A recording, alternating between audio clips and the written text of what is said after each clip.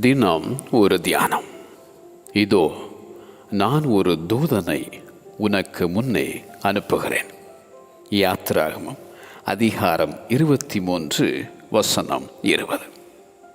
கர்த்தர் உன்னோடே தம்முடைய தூதனை அனுப்பி உன் பிரயாணத்தை வாய்க்க பண்ணுவார் என தன்னுடைய ஊழியக்காரனுக்கு சொன்ன ஆபிரகாம்.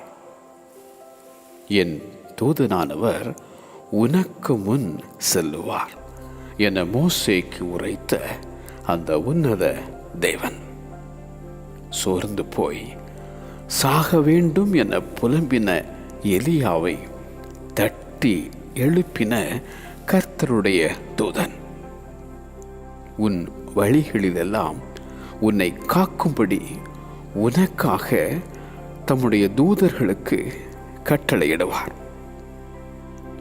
சிங்கங்கள் என்னை சேதப்படுத்தாதபடிக்கு தேவன் தம்முடைய தூதனை அனுப்பி அவைகளின் வாயை கட்டி போட்டார் என்ற அந்த தானியேல். கர்த்தருடைய தூதன் அவருக்கு பயந்தவர்களை சூழ பாளையம் இறங்கி அவர்களை விடுவிக்கிறார். உன்னையும் விடுவிக்க உனக்கும் ஒரு தூதன். இதோ நான் ஒரு தூதனை உனக்கு முன்னே அனுப்புகிறேன்.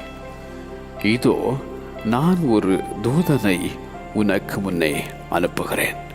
ஆமென்.